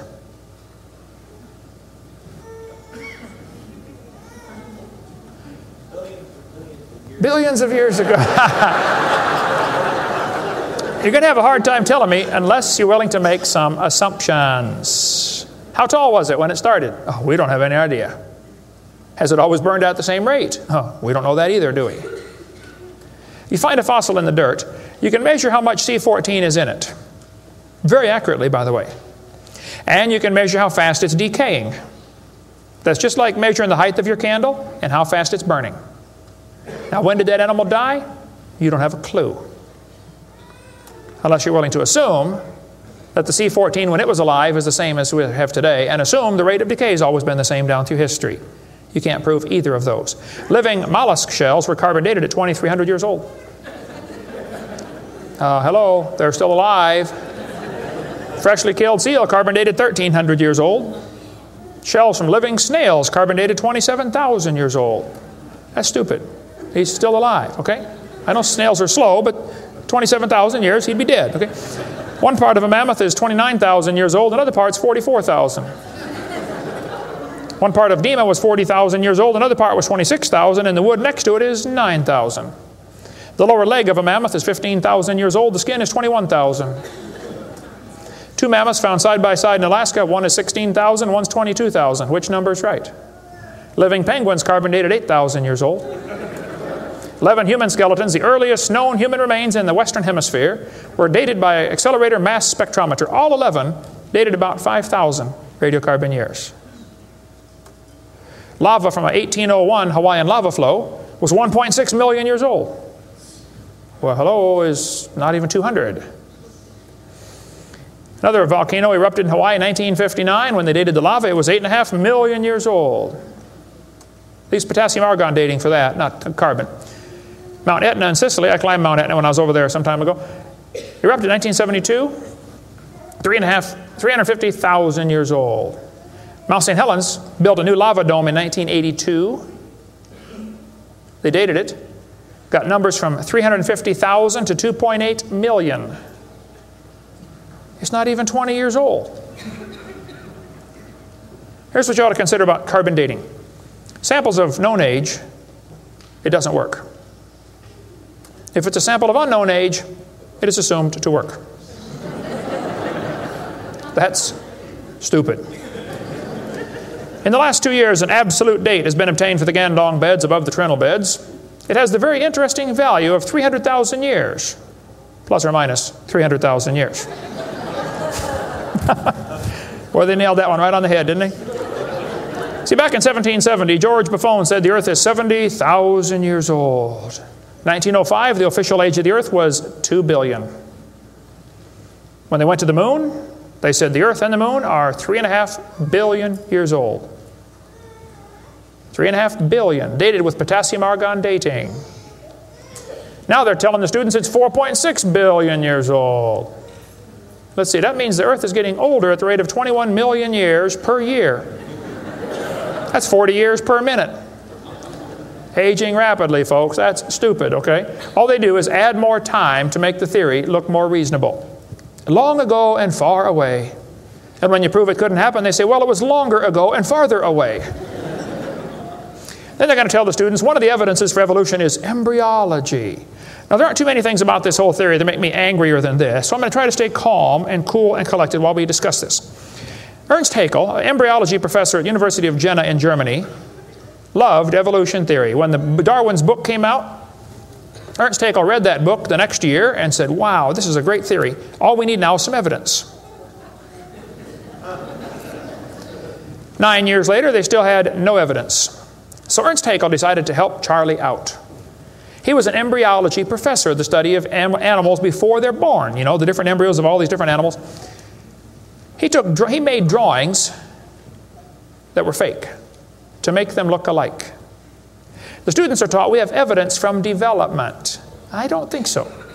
The similarity between early stages in development of many different animals helped convince Darwin that all forms of life shared common ancestors. Actually, Darwin considered this by far the strongest single class of evidence class of facts in favor of his theory. This is stupid, folks. I'll show you. This textbook says, the human embryo growing in the mother has gills like a fish. Those little folds of skin are not gills, okay? Excuse me. Those little wrinkles under your chin when you're growing up later develop into bones in the ear and glands in the throat. They never have anything to do with breathing. I've seen folks that have 5 or 6 chins and they can't breathe through any of them but the top one. Those are not gill slits. Ernst Haeckel, though, said the turning point in his thinking was when he read Darwin's book, 1860. Haeckel took a drawing of a dog and a human embryo and he changed them to make them look exactly alike. His fake drawings looked almost identical. On top are the real drawings, underneath are Haeckel's fake drawings. He lied, folks, intentionally. He made huge charts of his posters of his drawings of these embryos and traveled all over Germany and just about by himself converted the Germans to believing in evolution. Which later led to the obvious question, well, if evolution is true, then maybe one of the races of people has developed farther than the rest. Which, by the way, is a subtitle to Charlie Darwin's book. You can look at it for yourself. The Origin of Species by Means of Natural Selection, or the Preservation of Favored Races in the Struggle for Life. See, Darwin was a racist. We cover lots more on that on video number 5. That one is politically incorrect. You don't want to watch that one. Trust me. On top are Haeckel's fake drawings. Underneath are actual photographs of what he claimed he was drawing a picture of. Now, either he's a lousy artist or he's a liar. Well, it turns out he's a liar. He was convicted of fraud by his own university. Proven to be a fraud. But guess what? Haeckel's fake drawings are still used in textbooks in your state right now. Here's a textbook used at the University of West Florida, in the middle of the Bible Belt. It's only been proven wrong 125 years ago. I know it takes a while to get textbooks up to date, but that ought to be plenty of time. That's stupid. Those are not gill slits on the embryo. Here's an Irish textbook. I was just there a few months ago. It says the embryo has gill slits. That's baloney. This one says the embryo has gills. Glencoe Biology says they have gills. Proven wrong 125 years ago. This biology textbook says the human embryo has gills. Here's this Tim Barra writing his book on the myth of creationism. And he mentions the gills are evidence for evolution. You're only 115 years behind, Tim. Miller's still teaching it 125 years after it was proven wrong. I debated Miller on the radio on a St. Louis radio station one time. There's a college textbook still teaching the kids the embryo has gills.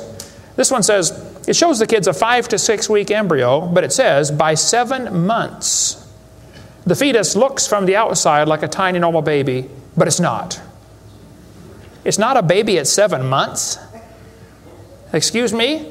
A whole bunch of kids born at 5.5 months survive, 34%. That's stupid to say it's not a baby at 7 months development. Maybe you heard about the woman that had surgery on her baby before it was born. They cut the mother open, cut the uterus open. The 5-month-old baby, 5 months in development, reached out and grabbed the doctor's finger. It's not a baby, huh? If it's not a human being, what kind of being is it? If it's not alive, why is it growing? Why do they keep that in the textbooks? Well, that's the only way to justify abortion. They want you to think it's not a human yet. Just a fish with gills. No, it's a human the instant it's conceived. And abortion is murder. Plain and simple. We cover lots more on that on my videotape number 4. You don't want to watch that one either. Then they're going to tell the kids, we've got evidence for evolution because dinosaurs turned to birds. This is stupid. This guy says, dinosaurs are alive as birds. Well, kids, in case you don't know, there are a few differences between a dinosaur and a bird. You don't just put a few feathers on them and say, come on, man, give it a try. It won't hurt too bad. That's stupid, okay? Dinosaurs did not turn to birds, okay? Somewhere along the line, while his front legs are developing into wings, they're going to be half leg, half wing, which means he can't run and he can't fly yet. He's going to have a hard time, isn't he? No, dinosaurs did not turn into birds. That is stupid, okay? They say, we've got proof that they did. Archaeopteryx, which means ancient wing. That's supposed to be evidence for evolution. It's in just about every textbook I've seen dealing with this topic. Archaeopteryx is supposed to be evidence. Here's a 1999 textbook. Now, Archaeopteryx was proven to be a fraud in 1986. So this author is 13 years behind the time. Archaeopteryx means ancient wing. They're going to say, see, boys and girls, he's got claws on his wings. Yeah, so? 12 birds today have claws on their wings. The ostrich does, the Watson does, Turako does, ibis does. So what? It's kind of unusual, but 12 birds have it.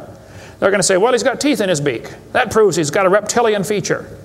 Well, now, wait a minute. Some reptiles have teeth, some don't. Some mammals have teeth, some don't. Some fish have teeth, some don't. Some of you have teeth, some don't. Okay? That doesn't prove a thing, all right? Alan Fiducia is considered one of the world's experts on birds. He believes in evolution. University of Chapel Hill, North Carolina, Chapel Hill. He said, paleontologists have tried to turn Archaeopteryx into an earthbound feathered dinosaur, but it's not. It's a bird, a perching bird, and no amount of paleo-babble is going to change that. It's a bird. By the way, even by their twisted thinking, birds are found in layers lower than Archaeopteryx. If you find fully formed birds in rock that you think is 130 million years old, then Archaeopteryx at 65 million years old cannot be a missing link, can it? Because birds were already here. Even with their dumb geologic column, it doesn't work. We cover lots more on that on video 4. They say bird feathers evolved from scales. Well, that's stupid. In the first place, they come from different genes on the chromosome, okay? Developed totally different. A scale is a hard wrinkle in the skin. They attach to the skin very differently. Feathers are incredibly complex, folks. Unbelievably complicated. They're both made from the same protein, keratin, and that's where the similarity stops. So what? Battleships and forks are both made of iron. It doesn't prove they both evolved from a tin can. It proves the engineer's using the same material for different functions. And God used keratin for fingernails and hair and scales and feathers. So, same designer, that's what it proves. A lot more on the bird evolution in the book Icons if you want to get that. Then they tell the kids about the peppered moth. Yes, boys and girls, somebody in England went around and counted the moths on the trees. Must have been a government project. They discovered it's 95% light moths and 5% black. Well, so the story goes, they burned coal in the factories, the trees turned black, and the moths changed to black moths. Because when they counted them again, they said they found 95% black and 5% light. Actually, the whole story is a lie. It never happened. After 40 years of watching, they found 2 moths on the trees. 2 total out of 40 years. So they glued dead moths to the tree to take a picture for your kid's textbook. Then he wanted to get a picture of a bird eating a moth. So he put some moths in the refrigerator to calm them down so they got nearly frozen. Then he put them on the tree and they couldn't even hang onto the tree. So he warmed them up on the hood of his car. Put them out there on the tree and the moth is staggering around trying to warm up, and a bird ate one. He got a picture. Wow, proof of evolution. It's a lie. Didn't happen. Even if it were true, dark moths and light moths were there at the beginning, and dark moths and light moths were there at the end. The ratio of population might have shifted, but the story wasn't true. So, doesn't prove anything. That's stupid. That's not evidence for evolution. They tell the kids, we've got vestigial structures. Now, a vestigial structure is something you don't need anymore. They'll say, boys and girls, you have an appendix that you don't need anymore. That's a vestigial structure. That's proof of evolution. Well, excuse me, you do need your appendix, okay? That is stupid. The appendix is part of your immune system. If your appendix is taken out, you can still live, okay? But it increases your susceptibility to quite a few diseases. You could live without both your legs and both your arms and both your eyes also. That doesn't prove you don't need them. Does it? There are no vestigial organs. And even if there were, that would be the opposite of evolution. That's losing, not gaining. This textbook says, boys and girls, whales, and many organisms here, like a whale, retain traces of their evolutionary history. For example, the whale retains pelvic and leg bones as useless vestiges. I'm sorry, that's not true. This one says, just imagine whales walking around. It's true. These little bones right there is what they're talking about. Just imagine him walking around. I can see it now, can't you? All you need is a good imagination and some LSD and you'll be able to see that whale walking in real life. This textbook says, the whale's pelvis is evidence of its evolution from 4-legged land-dwelling mammals. Well, that is stupid, okay? Those bones in the whale's abdomen are essential to hold muscles that support the reproductive system. Without those bones and those special muscles, the whales cannot reproduce. This has nothing to do with walking on land. It has to do with getting more baby whales. So the author that wrote this is either ignorant of his whale anatomy and should not be writing a book about it, or he's a liar trying to push a theory off on our kids. Here, this one says, whales once lived on land. Whales were not always sea dwellers. Modern whales show skeletal evidence of previous existence on dry land. Buried deep in a whale's hip muscles are 2 small bones, all that is left of the whale's pelvis and hind legs. That's stupid. The male and female bones are very different on whales. Check your whale anatomy and tear that page out of your book. Has no business being in there. This textbook says, humans have a tailbone at the end of the spine that is of no apparent use. I was debating a guy in North Alabama. He was the president of the North Alabama Atheist Association or something like that. He got up and he said, folks, we've got evidence for evolution. Humans have a tailbone they no longer need. When it was my turn, I got up and I said, Mr. Patterson, I taught biology and anatomy. I happen to know there are 9 little muscles that attach to the tailbone, without which you cannot perform some very valuable functions. I will not tell you what they all are, but go read your Gray's Anatomy and you can figure it out. I said, however, Mr. Patterson, if you think the tailbone is vestigial, I, Kent Hovind, will pay right now to have yours removed. Bend over.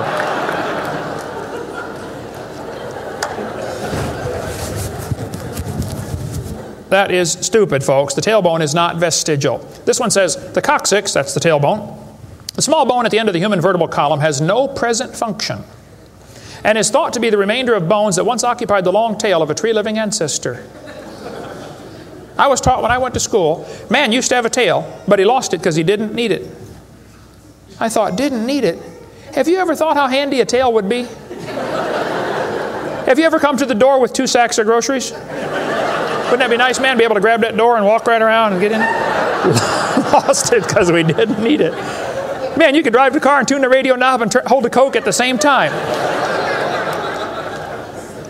We're going to tell the kids that lobe-finned fish show evolution. Yes, boys and girls, during the Devonian period, 410 million years ago, there were fish with lobe fins. What that means is a short arm and then the fin grows.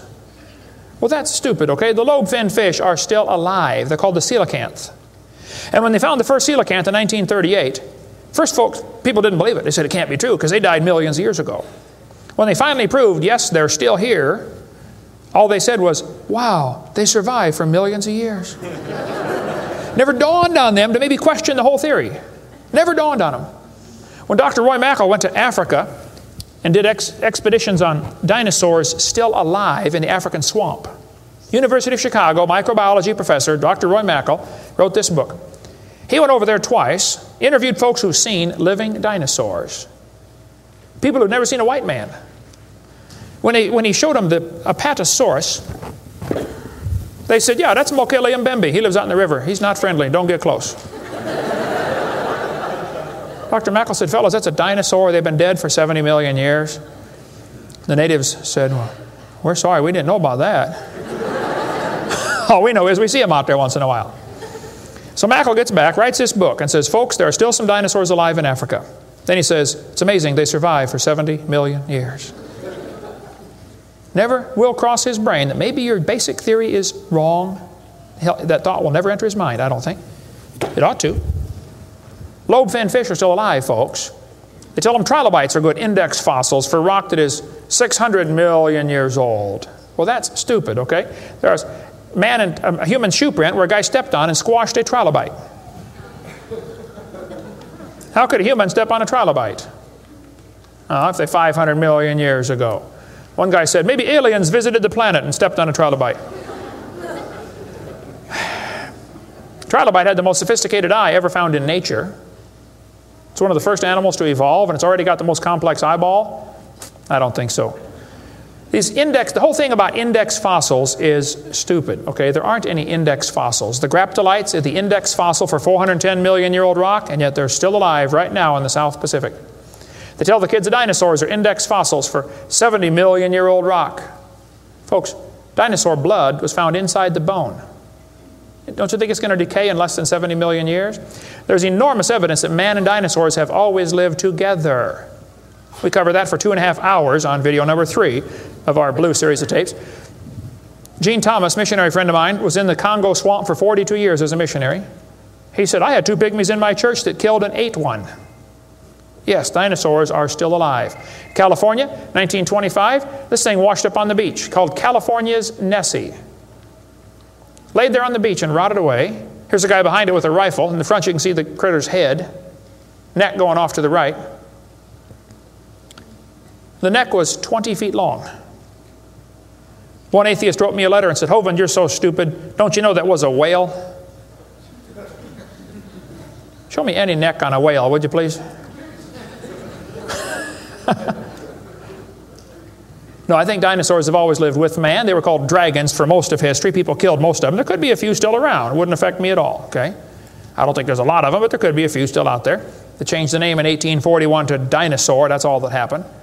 And man exterminated most of them. They're mentioned in the Bible. We cover all that video number 3. They're going to tell the kids, we've got evidence for evolution. It works by natural selection. Well, yeah, natural selection works, but see, evolution is based on 2 faulty assumptions. Number 1, they say mutations make something new. That's never been observed. And natural selection makes it survive. That's never been observed. That sounds good theoretically, but it's never been observed. Mutations happen, there's no question, okay? Thousands and thousands of mutations happen. But even guys like Pierre Gross will say, no matter how numerous they may be, mutations do not produce any kind of evolution. They're only scrambling existing information. They're not adding anything new. Here's a 5-legged bull. That's a mutant. There's no new information added. Doesn't the bull already have the gene code to make a leg? You just built one in the wrong place, that's all. This is not new information. This is scrambled information. That's not new. Here's a short-legged sheep. He's the first one the wolf is going to catch. Go, boys, go. Here comes the wolf. Herman didn't make it. Here's a 2-headed turtle. That's a mutant. Not ninja, but he's mutant. He's going to freeze first winter. Nobody makes a double-neck turtleneck sweater. I've never seen one. I've been looking. See, a mutation is scrambling information that already exists. It's like you can take the letters from the word Christmas and get all sorts of different words, scrambling them up. But you never get Xerox, zebra, or queen. The letters aren't available. And a mutation does not give you new information. It scrambles existing information. This textbook shows the kids a 4-wing fly. Look what it says now, kids. You've got to be careful. You'll be tricked on this one. Normal fruit flies have 2 wings. This mutant has 4. This rare mutation, like most mutations, is harmful. Look what it says. Beneficial mutations are the raw material for natural selection. Oh, why didn't they show us one? Why did they show us an example of a bad mutation and tell us that good ones is how it works? Show me a good one. You know why nobody's ever shown a good mutation?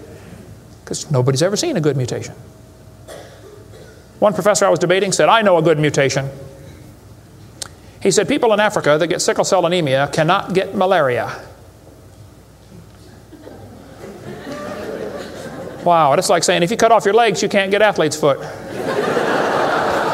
Yeah, you're probably right, but that's not a beneficial mutation. They tell them evolution and natural selection go together. He says, this textbook says natural selection causes evolution. That's stupid, okay? Natural selection doesn't cause any evolution. Natural selection is a conservative process that keeps the species strong. That's all it does. That's all it can do. It has no creative properties. Natural selection, nature can only select what there is to select from. If I said, I'm going to go around the world, I'm going to try to raise a race of people that are over 12 feet tall. So everybody under 12 feet tall, we're going to kill them. Year after year, we kill everybody under 12 feet tall. Well, there's nobody to select from, is there? Natural selection can only select what there is to select from. It's a conservative process. If you worked in a factory that produced cars and your job was to check for defects, you know, kick the tires, slam the doors, etc., drive it around, and you caught every single mistake and you rejected it, how long would it take that process to change the car to an airplane? You say it'll never change it. That's my point. Natural selection is like a quality control. It makes sure the bad ones don't survive, but it's not going to change it to something else. Survival of the fittest does not explain arrival of the fittest. And by the way, survival of the fittest is what is called a tautology. Kids, there's a big word. You can learn this. You can use this one on your brother. A tautology is a sentence that means nothing. You can say, oh, you're speaking in tautologies. I'll show you how it works. You say, Professor, why did it survive? I say, oh, because it's the fittest. You know, survival of the fittest. Oh, how do you know it's the fittest? Because it survived. I see. Is that the way it works? That's exactly the way it works. That's stupid, folks, okay? Actually, it's not survival of the fittest. If a whale goes through a school of fish and eats 80% of them, it's survival of the luckiest. I mean, if a snake crawls into a bird's nest and eats 3 out of 4 eggs, does the snake select the weakest of the birds to eat? There's still an egg, man. He's going to eat them all. Okay? Then they do the thing with the fruit flies for the kids. They'll say, boys and girls, we raised flies in the laboratory, and we nuked them and microwaved them and x-rayed them, and we got these flies to have mutated babies. We got flies with curled wings. They fly around, bzz, bzz, bzz, bzz, couldn't go anywhere. They got flies with no wings. What do you call that? A crawl. You can't fly. They raised all these mutated flies in the laboratory and said, you know what, folks? Every fly we got was worse off than Grandpa Fly. Yeah, so? So they tell the kids, you see, this proves that flies have evolved as far as they can go. No, this proves you're messing up with perfectly good flies, okay? God made them right and you're messing them up. Now leave them alone, all right? This guy says, we've got proof for evolution because flies in the north have wings 4% larger than flies in the south. That's proof we all came from a rock. That's stupid, I'm sorry. Then they tell the kids, boys and girls, today you're going to learn to think critically. Watch this sentence here carefully. Some kids doing this for homework tonight. Boys and girls, do you think humans are still evolving? Now what kind of question is that? That's one of those questions like, have you stopped beating your wife yet? Well, if I say yes, I'm admitting I did. If I say no, I'm still doing it. Wow. All right. Go back and look at the original question. Do you think humans are still evolving? Doesn't that question assume that evolution has happened? What if a kid doesn't believe in evolution? How is he supposed to do his homework tonight? That question does not teach him how to think critically. That teaches him what to think, not how to think. That's a Soviet-style indoctrination type question, and the textbooks are full of them. They're not learning how to think. And when the kid gets done with this course, he's going to think he knows how to think. But he doesn't. He knows how to be told what to think. Brainwashing at taxpayer expense. Quite a few lies in the textbooks covered in this one. We got a lot more in video number 4. Adolf Hitler said, "You let me control the textbooks, I'll control the state." What is in these books anyway? There's a lot of good science in there, but there's some poison. Professor Wilson at Harvard University said, "As were many persons from Alabama, I was a born-again Christian. When I was 15, I entered the Southern Baptist Church with great fervor and interest in the fundamentalist religion. I left at 17 when I got to the University of Alabama and heard about evolution theory. 1 year of college destroyed his faith." Philip Wentworth said, "When I went to Harvard in the fall of 24, I was not only a Christian, I was a candidate for the ministry. Then for 4 years, I underwent a process of mental readjustment which shook my little world to its foundations. Through it all, one thing was clear to me.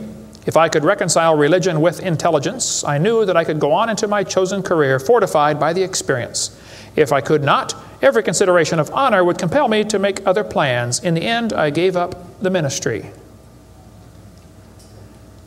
Scott wrote me a letter and said, "Dr. Hovind, until I went to college, my faith in God was sound. My college history class helped destroy that faith. I started to doubt the Bible and God's Word. I even started to doubt Jesus was truly God's Son and that He died and rose for my sins. My best friend showed me your tapes, and I was in awe of what I saw. Everything I thought I knew about life was changed."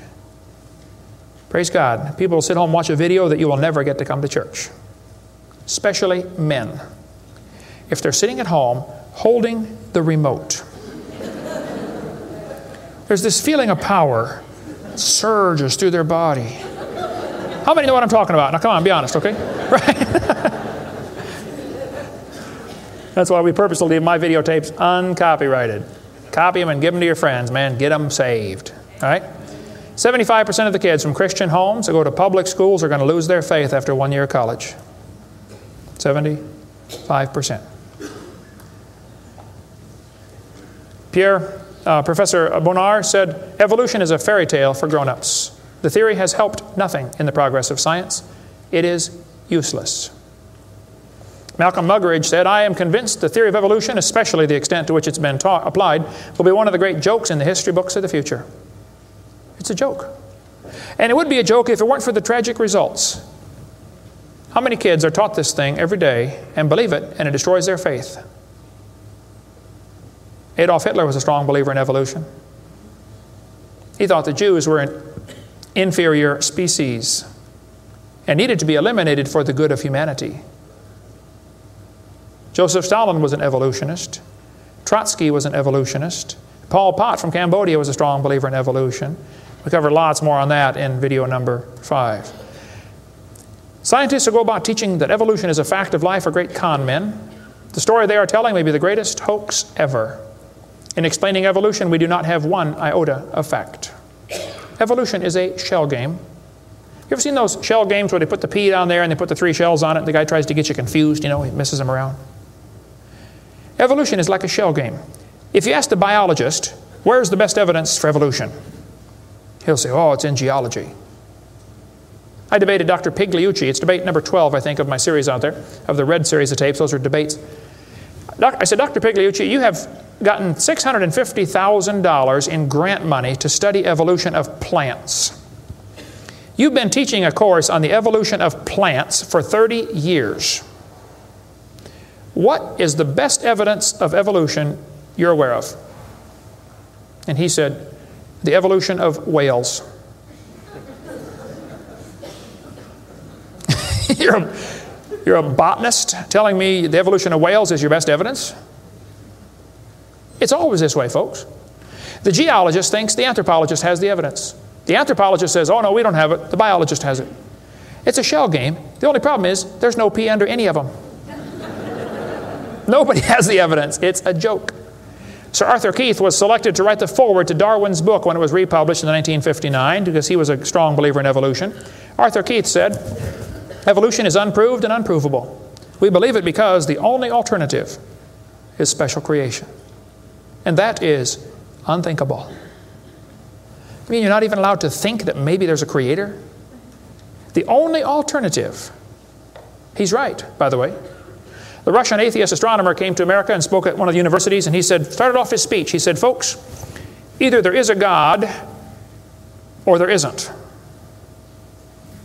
I thought, boy, this guy's brilliant. He nailed that point right on the head. I got to give him credit for that one.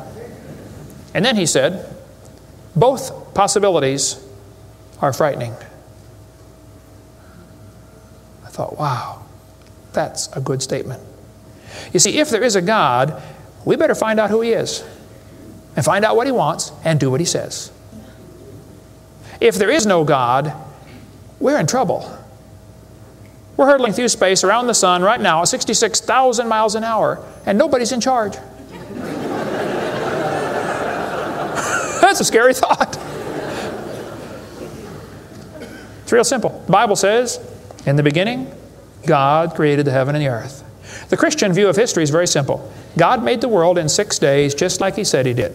And that explains all the symbiosis relationships. How can certain animals and certain plants require each other? Which one evolved first?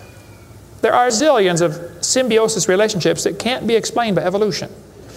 The pre-flood world was very different. The people lived to be 900 years old. We cover that on video number 2, why they lived to be 900. You can check out my website and see them right there, drdino.com. During this time when people lived to be 900, reptiles grew to be huge. See, reptiles, even today, never stop growing. Reptiles grow all their life.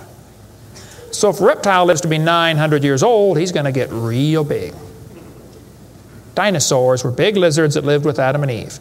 And then Noah took dinosaurs on the ark. People say, dinosaurs on the ark, they're kind of big, aren't they? Well, the big ones were big, but the little ones were little. And Noah was 600 years old when he built that boat. I bet he was smart enough to figure out, you don't have to bring the biggest ones you can find. Bring 2 babies. Just be sure to get a pink one and a blue one. That'll be important later. After the flood was over, people killed most of the dragons, as they were called. That's why there's legends of dragons all through history. Plus the climate killed a lot of them. People don't live to be 900 anymore. We cover all that on video number 2. And there might be a few still around. Christians don't need to worry about dinosaurs. They're part of the normal creation. They're mentioned in the Bible. It's all there, folks. We just got to get a good biblical view of history. God created this world. See, it's real simple. Let's summarize here. God made the world. It didn't evolve. Evolution is stupid. There are hundreds of more reasons we can give. We're going to run out of time, though. But if God made the world, He owns it. That means He makes the rules, like the 10 Commandments. We are guilty of breaking His rules. I'll show you. Rule number 9, commandment number 9, thou shalt not bear false witness. That means don't lie. How many of you have ever lied before? Come on, you don't do another one. Put your hand up. Don't give me that pious look. Come on. Number 8, don't steal. How many ever stole something? You already told me you're a liar. Now come on. You don't have to read very far to realize we're guilty, which means we're going to be punished. Or find a substitute. See, I can't substitute for your sins because I got a whole bunch of my own. But Jesus Christ is not only willing, He's able. He wants to take your place. He wants to pay for your sins. It's real simple. February 9th, 1969, my friend said, Kent, you're a sinner. I said, well, you can say that again. He said, you deserve to go to hell. But Jesus died for you. He wants you to save you. He wants to save you. If you'll ask Him, He'll save you right now. And I bowed my head and said, Lord, I'm a sinner and I deserve to go to hell, but would you please forgive me and save me? And I've got God's promise I'm going to heaven. Hey, if you died today, where would you go? You ought to think about it because you will be dead for a long time. Doesn't matter how long you live, you're going to be dead longer than that. You know, George Washington died 200 years ago. And he's still dead. How much longer does he have to go? You're going to be dead for a long time. All you get in this life is a little bitty dash between two dates. Just a little, and it's gone. What are you going to do with your dash? Let me give a suggestion to you. Give the whole thing to Jesus. Say, Lord, you may have it, the whole thing. One time a little boy saw Jesus preach, and he had a little sack lunch, 5 biscuits and 2 fish sticks. He said, here, Jesus, you can have the whole thing. Jesus said, thank you, son. Everybody sit down, please. 5,000 men, plus women, plus children. We can assume probably 20,000 people. Jesus started breaking those fish sticks and bread up and making fish sandwiches and started passing them out to the disciples, and everybody sat down in the grass, and they passed them out and passed them out and passed them out and passed them out. When they got all done, everybody was stuffed. You want another fish sandwich? Oh, no, I can't. No, man, I'm stuffed. He said, okay, disciples, gather up all the fragments. They got 12 baskets full of fragments left. That little boy came home from the meeting. Mama said, hey, son, how'd you like your lunch? Oh, Mom, you won't believe it. Was it good? Oh, it was good, Mom. You have any left? Hey, disciples, come on in here, would you please? See, he decided to give it all to Jesus. Now, he ended up getting fed himself. He's one of them 20,000 that got fed, you know. He could have kept it and got fed, or he could give it away and get fed. Worked the same either way. If you could learn to give your life away to Jesus, you will get a wonderful life.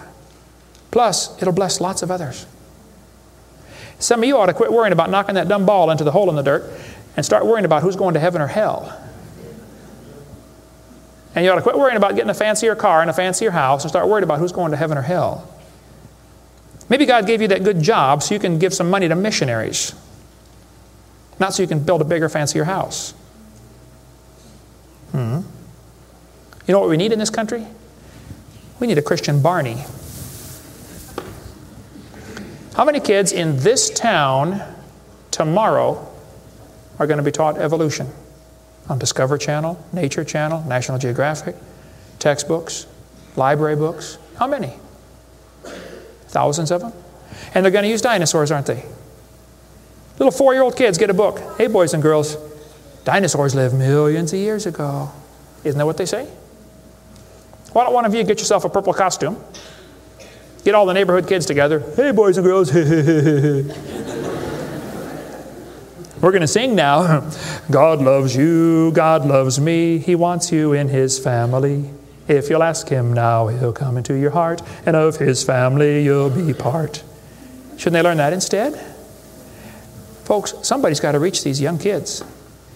You ought to get some videos or something. My material's not copyrighted. You can use mine any way you want. Hey, what on earth are you doing, for heaven's sake?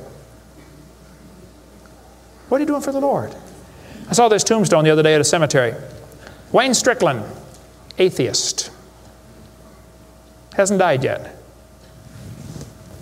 He said, I'm a busy man, don't have time for this. I'm sorry, Wayne. You're going to have lots of time here coming up soon. Claims to be an atheist. Interesting. The Bible says, the fool has said in his heart there is no God. Did you know God doesn't believe in atheists? Think about that one. Where would you go if you died? Now, if you're not sure you're going to heaven, you ought to give your heart to the Lord and get saved. If you are saved, you ought to find something to do for the Lord. If you want to get any of my video materials, they're not copyrighted. You can get a 15-hour seminar on creation, which lots of material on stuff, creation, evolution, dinosaurs. Get some of the debates or the red tapes or the miscellaneous topical series. We want to strengthen your faith in the Word of God. If you're here tonight and you're not saved, or if you're watching this video and you're not saved, give me a call. I'll be glad to help you meet the Lord. Our website is drdino.com. Phone number in Pensacola, Florida, 850-479-DINO. We like dinosaurs around there. If you come through Pensacola, stop and visit Dinosaur Adventureland. If you get a chance to go on the cruise, we'd love to have you come on the cruise, and we'll talk more about dinosaurs and creation and evolution. Thank you so much for joining us tonight.